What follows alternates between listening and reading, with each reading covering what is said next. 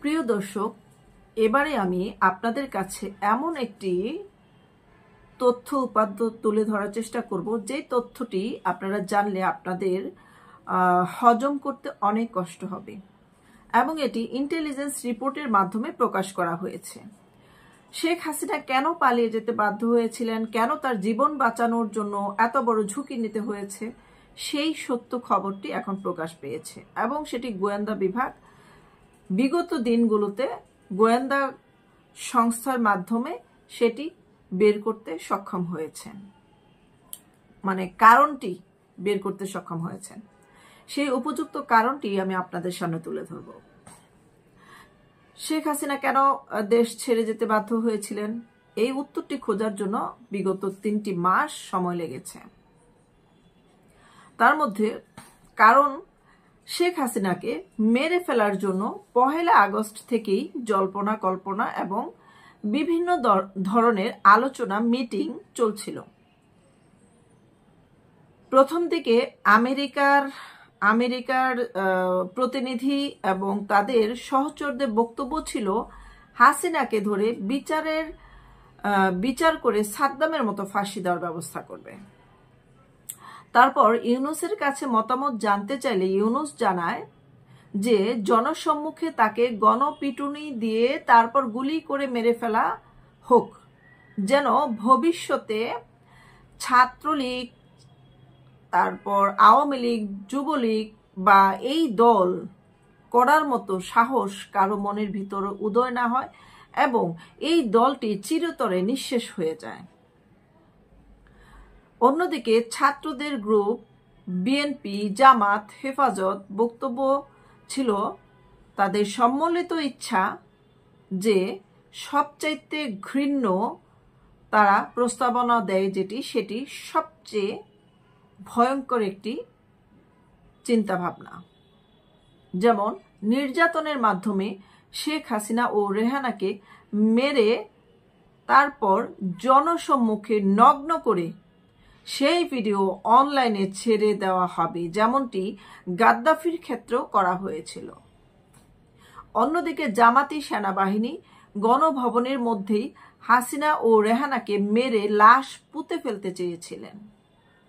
তবে বিষয়টি ভারতের কাছে জানাজানি হবার পর হাসিনা ও রেহানাকে দ্রুত সময়ের মধ্যে ভারত বিমান বাহিনীর একটি উড়োজাহাজে করে তাদের ভারতের দিল্লির কাছাকাছি হিন্দন এয়ারপোর্টে নিয়ে যাওয়া হয়।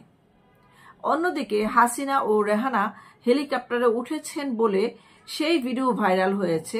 সেটি মূলত একটি, মানে যে ভিডিওটি আপনারা দেখেছেন সমস্ত সোশ্যাল মিডিয়াতে ভাইরাল হয়েছিল, সেই ভিডিওটি মূলত স্নাইপার দিয়ে করা হয়েছে, মানে যে স্নাইপার দিয়ে একদম নির্দিষ্টভাবে কাউকে হত্যা করা যায়।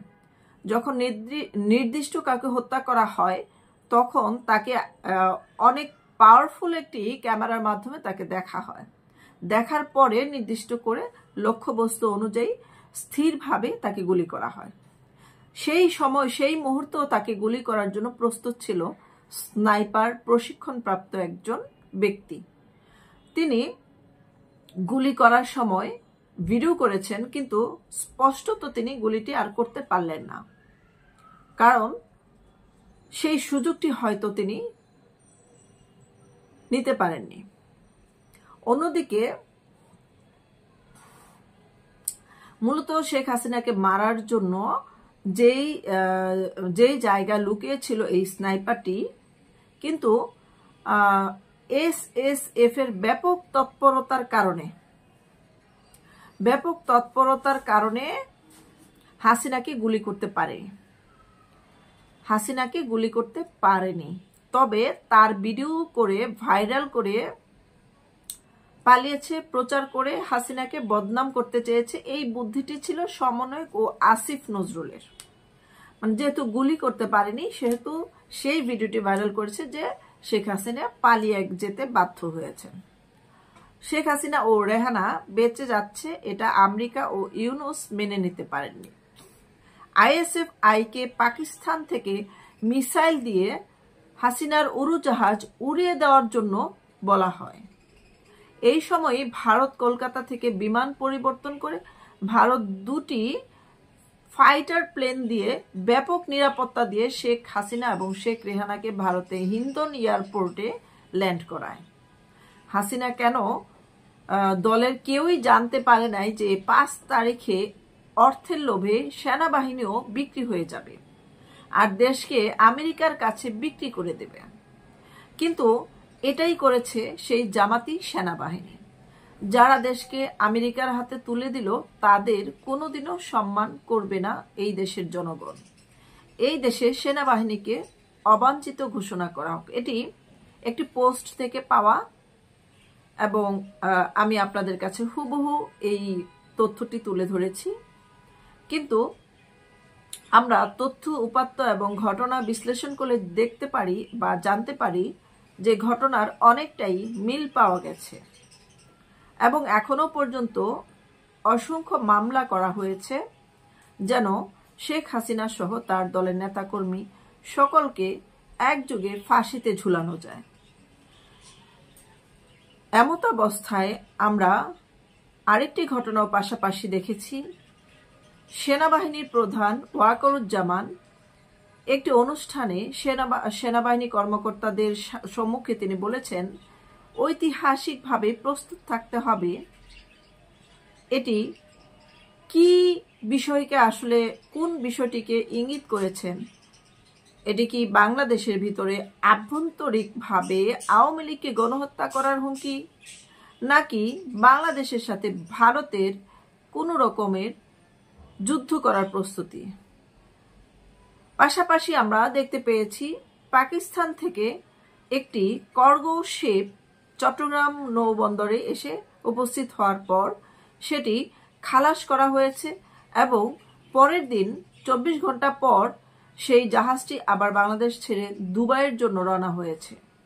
সেই জাহাজে কি কি মাল ছিল এবং তা খালাস করার পর পূর্ণ তদন্ত বা চেক আউট করার যে নিয়ম থাকে, যে প্রক্রিয়া থাকে, সেই বিষয়টি জানতে চাওয়ার কারণে 2 জন কর্মকর্তাকে বহিষ্কার করা হয়েছে এবং বলা হয়েছে যে উপদেষ্টা মণ্ডলী থেকে বলা হয়েছে ভবিষ্যতে পাকিস্তান থেকে জাহাজে যত মালামালি আসুক, যাই আসুক, সেটি যেন কোনোভাবে চেক আউট করার অনুমতি না দেয়। জনগণ ধারণা করছে এই দেশের যে এই জাহাজের মাধ্যমে পরমাণু অস্ত্র এবং গোলাবারুদ, নানা ধরনের আধুনিক অস্ত্র এই দেশে আসতে পারে, বা এটি ডক্টর ইউনূস একটি জলবায়ুর অনুষ্ঠানে অংশগ্রহণ করেছেন, সেখানে পাকিস্তানের প্রেসিডেন্টের সাথেও তাকে মিটিং করতে দেখা গেছে, সাক্ষাৎ করেছেন এবং মিটিং করেছেন। সেখানেও হতে পারে পরমাণু অস্ত্রের চুক্তি। বিগত দিনে আপনারা জানেন যে শেয়ার বাজার থেকে অসংখ্য টাকা, অর্থ, পুঁজিবাজার লুট হয়ে গেছে, যা বিগত 17 বছরের রেকর্ড ইতিহাস ভেঙেছে। 3টি পদ্মা সেতুর সমান টাকা চুরি হয়ে গেছে। ধারণা করা হচ্ছে যে সেই টাকা দিয়ে হয়তো পরমাণু অস্ত্র বা গোলা বারুদ বা আধুনিক অস্ত্র বাংলাদেশে ঢুকাতে পারেন, যেন সেগুলো দিয়ে ভারতের সাথে যুদ্ধ করা যায়। পাশাপাশি আরও কিছু খবর আমরা দেখতে পেয়েছি। সেন্ট মার্টিন নিয়ে বর্তমান সরকার সর্বপ্রথম যে কাজগুলো করেছেন, সেই এলাকার স্থানীয় লোকজন সেখান থেকে বের হতে পারে না এবং স্থানীয় লোকদের সাথে বহিরাগত যাদের সঙ্গে আত্মীয়তা আছে, যাদের সঙ্গে পারিবারিক সম্পর্ক আছে, তারাও অনুমতি নিয়ে ওইখানে প্রবেশ করতে হয় এবং একটি টাকা, অনুমতির সাথে একটি পারমিশনের সাথে একটি টাকা, অর্থ সেখানে জমা দিতে হচ্ছে। কেউ ঢুকতে পারছে, কেউ ঢুকতে পারছে না। সেখানকার পরিস্থিতি এবং কর্মসংস্থান খুবই নাজুক আকার ধারণ করেছে। সেই জায়গার পরিস্থিতি এত খারাপ হয়েছে যে স্থানীয় পোষা বা অপোষা পথে ঘুরে বেড়ানো যে কুকুর বিড়াল, তাদেরকে দেখা গেছে না খেতে খেতে শুকিয়ে গেছে। সেখানে হাহাকার, দোকানপাট বন্ধ, ব্যবসা বাণিজ্য বন্ধ এবং কর্মসংস্থান বন্ধের কারণে স্থানীয় লোকজনেরই জীবনযাপন করা খুব দুর্বিষহ হয়ে পড়েছে এবং স্থানীয় প্রাণীদেরকে খাবার দেওয়া, যেগুলো বেওয়ারিশ কুকুর, তাদের দায়িত্ব নেওয়ার মতো কেউ সেখানে নেই বা কারো সামর্থ্য নেই, কারো সেদিকে নজর নেই। যদি দর্শনার্থীরা সেখানে যাতায়াত করতেন তাহলে তারা খাবার খাওয়ার সময় এই কুকুরগুলোকে খাবার প্রদান করতেন বা দোকানপাটের মালিকগুলো, খাবারের দোকানের যে দোকানদারগুলো ছিল, তারা তাদেরকে খাবার দিতে পারতেন। এমত অবস্থায় কোনোভাবেই তাদেরকে খাবার খাওয়ানো সম্ভব হচ্ছে না। এই বিষয়ে একটি ছবিও সোশ্যাল মিডিয়াতে প্রকাশ হয়েছে। প্রতিটি কুকুর শুকিয়ে হাড়গোড় বের হয়ে গেছে, হয়তোবা তারা না খেতে পেয়ে মারা যেতে পারে। ওই জায়গার স্থানীয় লোকজন ধারণা করছে যে সেখান থেকে তাদেরকে আস্তে আস্তে বিভিন্ন কৌশলগত নিয়মের মাধ্যমে বের করে দেওয়ার প্রচেষ্টা চলছে। সেখানে মায়ানমারের একটি আধিপত্য বিস্তার দেখা পাওয়া গেছে। মায়ানমার থেকে গুলি ছোড়া হচ্ছে সেন্ট মার্টিন টেকনাফ রুটে যারা নৌ যাতায়াত করে এবং যাত্রী, ব্যবসা বাণিজ্যের কারণে যারা বিভিন্ন নৌপথে যাতায়াত করেন, তাদের সমস্ত যাতায়াত বন্ধ করে দেওয়া হয়েছে। জুলাইয়ের 3 তারিখ থেকে ঢাকায় আন্দোলন, ঢাকায় অ্যাটাক, সারা বাংলাদেশ অ্যাটাক, পাশাপাশি সেন্ট মার্টিনও দখল নেওয়ার চেষ্টা চলছে। আবার চাঞ্চল্যকর তথ্য হলো, রোহিঙ্গা আরকান জনগোষ্ঠীর আরও হাজার হাজার রোহিঙ্গা সেই বাংলাদেশের যে প্রবেশ পথ সেটি তো খুলে দেওয়া হয়েছে। বিগত 2 মাস পূর্বে ডক্টর ইউনূস বলেছেন যে ওই পথ খোলা থাকবে। পররাষ্ট্র যে উপদেষ্টা তিনিও বলেছেন সেই পথ খোলা থাকবে, যেন তাদের আসতে কোনো বাধা পেরোতে না হয় এবং তাদেরকে মানবিক দৃষ্টিতে জায়গা দেওয়া হবে। তারা এখন আসছেন। আর 1 মাস আগে 40,000 রোহিঙ্গা এসেছে, বর্তমানে আরও কয়েক হাজার রোহিঙ্গা বাংলাদেশে প্রবেশ করেছে।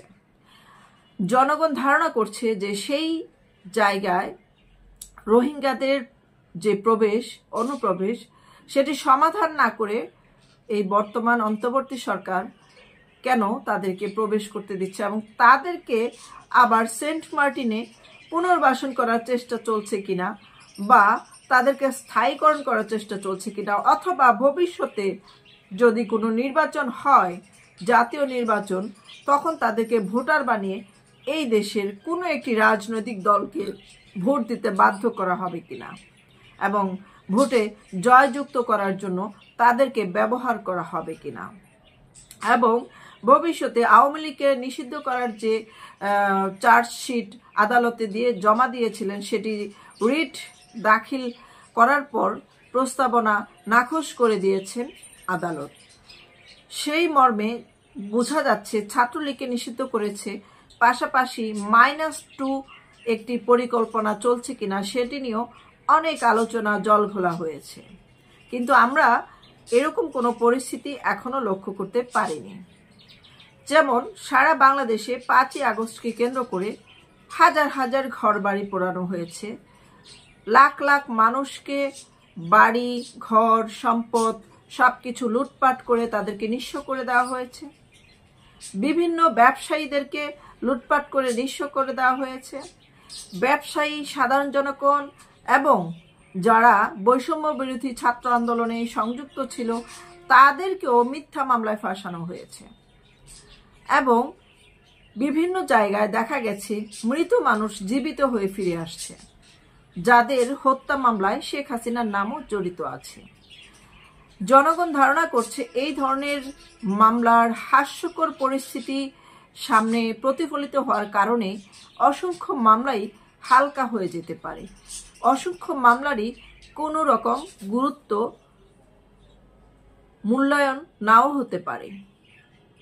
এবং পাশাপাশি যুক্তরাষ্ট্রের নির্বাচনে ডোনাল্ড ট্রাম্প বিজয়ী হওয়ার কারণে তার রাষ্ট্রে যে সেকেন্ড লেডি, সেই সেকেন্ড লেডি ভারতের বংশোদ্ভূত একজন নারী এবং ইন্টেলিজেন্স এজেন্সির যে প্রধান করেছেন সেও একজন ভারতীয় বংশ উদ্ভব নারী এবং তিনি ইসকনেরই খুবই একটি ভক্ত, ইসকনের চিরস্থায়ী সদস্য। বর্তমানে চট্টগ্রামে যে ইসকনদেরকে নিধন করার জন্য যে স্লোগান দেওয়া হয়েছিল এবং ইসকন শুধুমাত্র তাদের প্রতি যে অবিচার করা হয়েছে হিন্দুদের প্রতি, হিন্দুদের সম্পদ সেই 71 সাল থেকে অধিকরণ করার যে প্রক্রিয়া ছিল, তাদের সম্পদ দখল করা, তাদেরকে দেশ থেকে বের করে দেওয়া এবং বর্তমানেও তাদেরকে দেশ থেকে বের হয়ে যাওয়ার যে বিক্ষোভ এবং তাদের প্রতি যে চাপ প্রয়োগ করা হচ্ছে, সেই জন্য তারা প্রতিবাদ জানিয়েছিল। সারা বাংলাদেশ থেকে সম্মেলন করে ঢাকায় লং মার্চ করবে 2রা নভেম্বর, সেটিও ব্যর্থ হয়েছে। চট্টগ্রাম হাটহাজারীর এলাকায় একটি মার্কেটের সামনে যে গোলাগুলি হয়েছে একটি পোস্টকে কেন্দ্র করে, আপনারা জানেন বিগত দিনে বেশ কিছু ফেক আইডি দিয়ে ফেক পোস্ট করে কটূক্তির নামে বিভিন্ন হট্টগোল, দাঙ্গা, হাঙ্গামা লাগিয়ে রাখা হয়েছে। সেই সাথে ধারণা করা হচ্ছে সেটিও তার একটি অংশ এবং হিন্দু ইসকনদের উপরে যে আঘাত এসেছে এটি একটি ষড়যন্ত্র, তাদেরকে নিঃস্ব করে দেওয়া।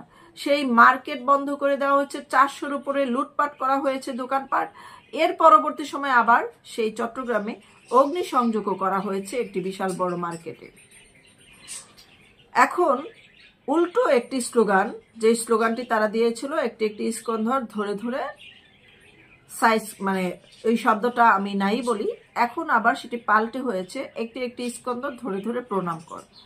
সময় ঠিক কিভাবে পাল্টে যায়, সময় ঠিক কিভাবে বদলে যায়, সময় কিভাবে জবাব দিয়ে যায়, এই জন্য আমাদের মনে রাখা উচিত যে আজ হয়তো বা আমার, কাল অন্যের হতে পারে। উত্থান পতন সেটা প্রকৃতির নিয়ম। আজ আমি যাদের প্রতি অবহেলা, তিরস্কার করছি বা যাদেরকে অবিচার করছি, কাল আমার ওপরে তার চেয়ে দ্বিগুণ আকারেও এই অবিচার হতে পারে। সুতরাং আমাদেরকে এরকম একটি জীবন ধারণ করতে হবে যেন আজ আমি একটি ন্যায়ের পক্ষে কথা বলবো এবং সহনশীলতার পক্ষে থাকব, আগামীকাল আমার পক্ষেও এরকম ন্যায় এবং সহনশীল মানুষগুলো আমাদের পক্ষেও থাকবে। ধন্যবাদ সকলকে।